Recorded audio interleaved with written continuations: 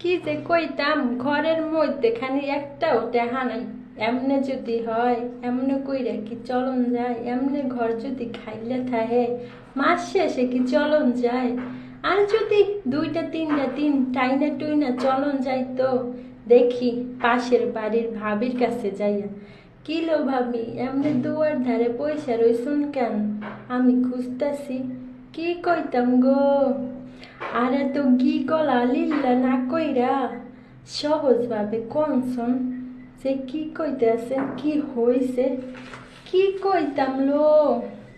সবই হইছে আমার কপাল। কি কইতাম, সবই তো শেষ।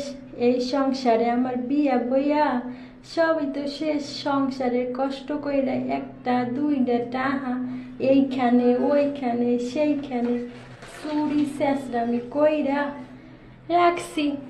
ওই টাহাগুলোও বাবুর বাবা নিয়ে গেছে গা। আলো, কি কনছেন ভাবি? সবটা নিয়ে গেছে গা? 100-200 টাকাও রাহে নাইলো। হও, তুমি আর কি কওছো ভাবি? আমার লাগে আবার 100-200 কইরে টাকা রাইখা যাইব? সব লয়ে গেছে গা।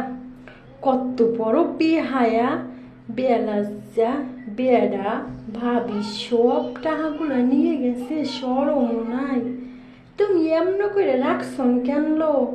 কেরে একটা ডিপিএস করে রাখতে পারতা না? আরে তুমি কি পাগল হইছো নাকি? আমি এই হান্তন বাজারে যাইতে পারতাম না? আবার কেমনি ব্যাংকে যাবো ডিপিএস খুলতাম? আলো, ব্যাংকে ডিপিএস খুলতে গেলে ব্যাংকে যাওয়া লাগে না, ঘরে বসেই খুলন যায়। কি গো, কেমনে? এইটাও কোনোদিন হয়? এখন ঘরে বইয়া সবই করা যায়। কেমনে একটু ভাঙ্গে বুঝাইয়ে কনসন। আরে সোনালী লাইফ ইন্স্যুরেন্স আছে না, তাদের ফোন দিলে বাসায় এসে বুঝাইয়ে দিব। মাসিক বছরখানি 1 বছরকালীন 10 বছরকালীন ডিপিএস করান যায়। আরে বোন, কইসোস আর কয়টা দিন আগে কইতি তাইলে কি আর আমার এই টাকাগুলো যাইতো? এত কষ্টের টাকা আমার, তাইলে কেমন যাইতো?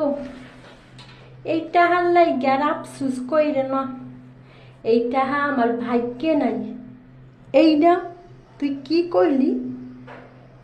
আমার টাহা গেছে, আগে টাহা গেছে আমার, তোমার ভাগ্যে নাই কেমনে? এইটা আবার কেমন কথা কও? আরে আমার ভাগ্যে নাই মানে আমি আসছিলাম তোমার কাছ থেকে 200 টাকা ধার লইতাম, মানে তোমারও নাই আর আমার ভাগ্যও নাই।